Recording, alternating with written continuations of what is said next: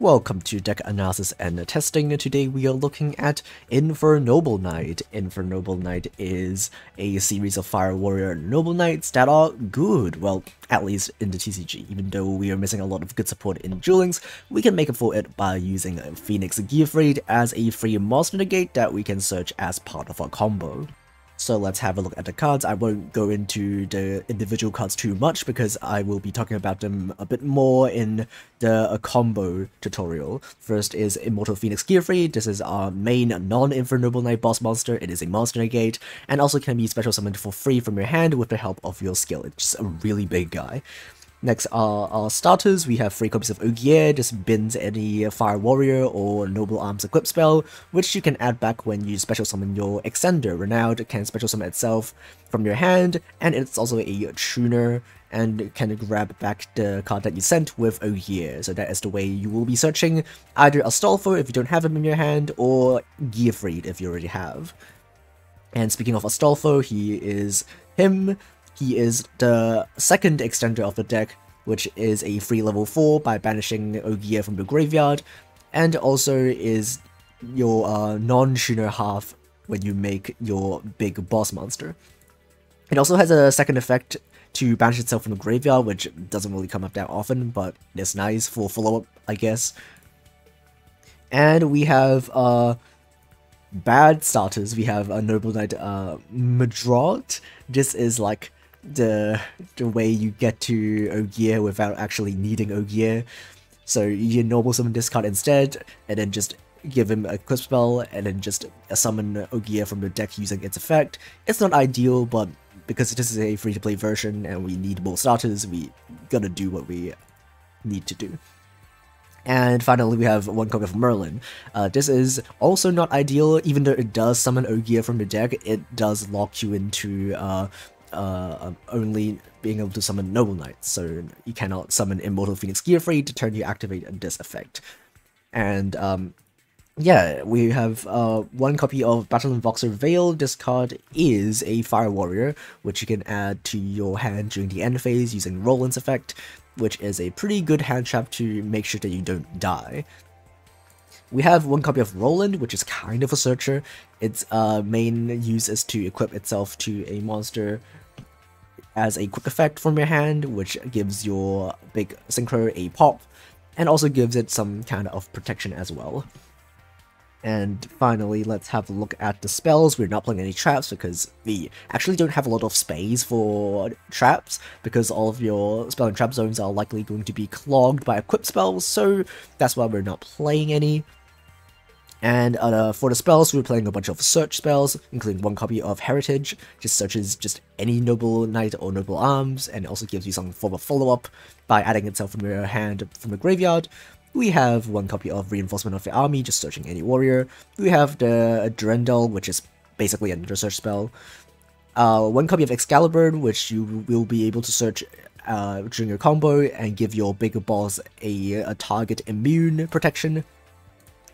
1 copy of the 2 other Infernoble Arms, which are honestly not very good, but because it is a free-to-play version, we can still play 1 copy, because we don't have 3 copies of other stuff like the good search spell. Okay, let's have a look at the extra deck. We have 2 copies of Infernoble Knight Emperor Charles. Actually, even though I'm playing 2 copies of each synchro, you can get away with playing only 1, and most people only play 1 anyway, because of the fact that Astolfo is once per duel, so usually you don't even have a way to get to a second copy, but because we don't have generic good extra deck stuff, we're just playing 2 copies. So Emperor Charles is our main boss. It's level 9, and also whenever an equip spell is equipped to it, you get to pop a card for free, and also during the end phase, you can equip a equip spell from your grave, and also a Fire Warrior monster from your deck. You'll be equipping your Excalibur, which you'll be sending to your graveyard, and a copy of Ogier.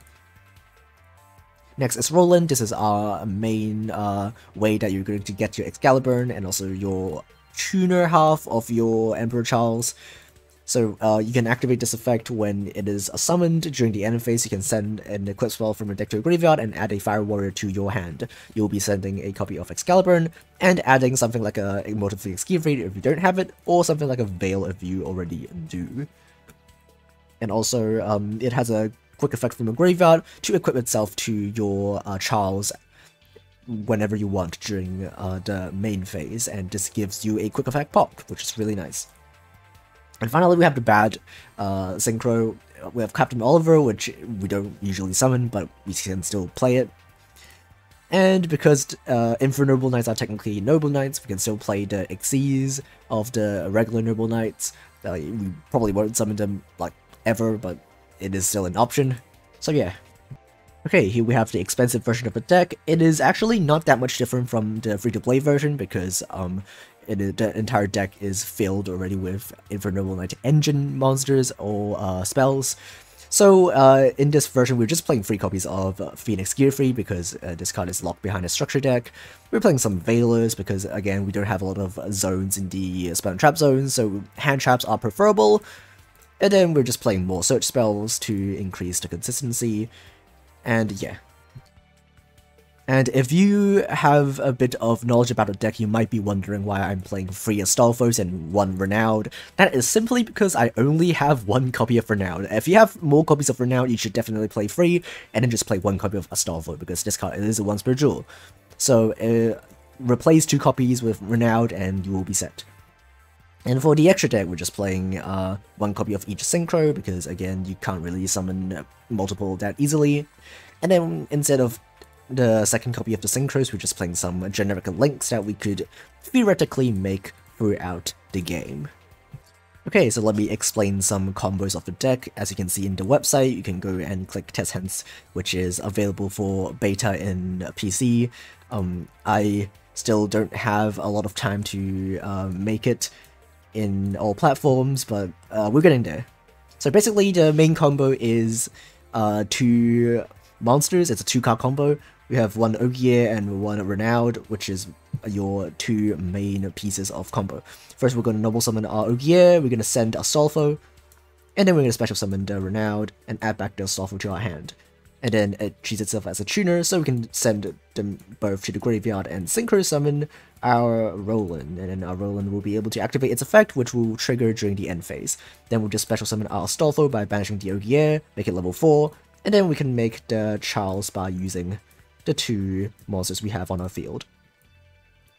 And then during the end phase, we'll be activating the effect of Roland, sending Excalibur to our graveyard, and then we can add Gearfried to our hand, and use the effect of our Charles to equip the equip spell from our graveyard, and then equip an Ogier to it. So what this gives you is a really big guy with target protection and destruction protection, and also a quick effect to equip another monster from your graveyard to it and pop a card for free. So that is the main combo. Now let's have a look at what you can do when you already have Astolfo in your hand. So same thing, just normal summon Ogier, but this time you can instead send a copy of Phoenix Gearfried to your graveyard, special summon your Renowned, and this time you can actually add the Gearfried to your hand instead of adding the Astolfo because you already have it. And now you can just do the same thing, just make your copy of Roland, special summon Astolfo, make it level 4, Synchro again. It's just the same thing, but this time you'll also have a free copy of Gearfried in your hand, which gives you 1 additional monster negate. So during the end phase, do the same thing. You can send Excalibur and add something like another Gearfried, or you can add something like a Battling Voxer Veil. And then end phase, Charles effect, you can equip the 2 equips to it, and that's it. That's the end board. But you also end with a monster negate in addition to your really big Charles. Okay, let's have a look at some replays. We're going second, which is not ideal. This deck really wants to go first, and also this deck is actually quite vulnerable to just any sort of disruption, so that's why it's not very good. But we do have Gearfried in our hand, which is pretty nice. Our opponent is going to play Tenyi. I don't know what they're doing, just setting 2 and ending on a Link 1, but whatever. We can still at least make our Gearfried by just summoning it from hand using the skill. Our opponent will crack down it, which is okay because we still have our main combo. I'm going to normal summon Ogier, as you saw in the combo. We're going to be Astolfo, but we're going to, instead of just summoning the Renowned, we have to search it using the Equip spell. And then we can special summon it from our hand by making it a tuner and then adding back the Astolfo. And then we're going to make Roland. Roland activate its effect, which will trigger during the end phase, if we even get an end phase. And then we're going to make Charles and then use the effect of Ogier to equip itself from the graveyard and immediately triggering the effect of Charles, popping the Crackdown, grabbing ourselves the our Immortal Phoenix Gearfried back, equipping the Salamandra to it, and then we can equip the Excalibur to our Charles, give it a target protection, and then our opponent will be scooping. So that's the ideal case of what you would expect the deck to do, but in reality, things won't always go that smoothly. As you can see, this time we're going first. We do have combo. We did draw the Excalibur, which is not ideal, but it doesn't really affect our ability to still do the combo. That just means that we have one less card in our hand. We're gonna do the exact same combo as you saw in the combo tutorial, and then we're gonna make a copy of Charles. We don't have the Phoenix Gearfried, but realistically, as you will be able to see, even if we do, it probably won't help a lot, because our opponent is playing Battle Chronicle, and as you can see, even though we do have a really big Infernoble Knight that is immune to both targeting and destroying effects, it still loses to some certain cards that you'll be able to see. We're just playing Dark Magician, which is interesting. We're going to pop the Dark Magic Circle to prevent them from banishing our stuff. He's just gonna beat over our monster, just using 2 copies of Apprentice Illusion, and just like everything goes to the graveyard. And then now you'll be able to see one of the biggest weaknesses of the deck is that it really has no follow-up. Because of the once per duel effect of Astolfo, the only form of follow-up that you basically have is going to be Immortal Phoenix Gearfried, which is still okay, but it just loses to anything. As you can see, our opponent just activates Successor Soul, summoning, what's that, Cosmo Queen, and just like it just sends our monster along with all of our back row to the graveyard, and we end with literally nothing on field, and yeah, that's it, yeah. And finally, we have the expensive version of the deck. Even though we're going second, we are playing hand traps, which helps us at least do something even when we face against meta decks like Agents. We did draw an Effect Veiler, and we just have to hope that this will be enough to stop their turn 1 combo, because if they do the entire turn 1 combo, we just lose on the spot. And he's going to summon back the Venus, we're going to Veiler that, and then we just pray that that will be the end of his turn. And he summons a Hyperion, and that basically tells us that he doesn't really have a follow-up. And he's just gonna pass probably with a copy of Hyperion and no back row. He's going to Lancia, which really doesn't do anything in this situation, because we can just like normal summon the Gearfried. Even though we can't banish the Equip spell to special summon it, you know, normal summoning it is always an option. And even though we don't really have the Infernoble combo, we can just sit on a big monster negate, and that's still probably going to be enough, especially because we do have Effective Veiler in our hand. So even though he might have some form of follow-up after we negate his Hyperion, we can still Effective Veiler any like follow-up of Venus or stuff like that. And then next turn we just draw a combo and our opponent will be scooping. Yeah. Whew, good game.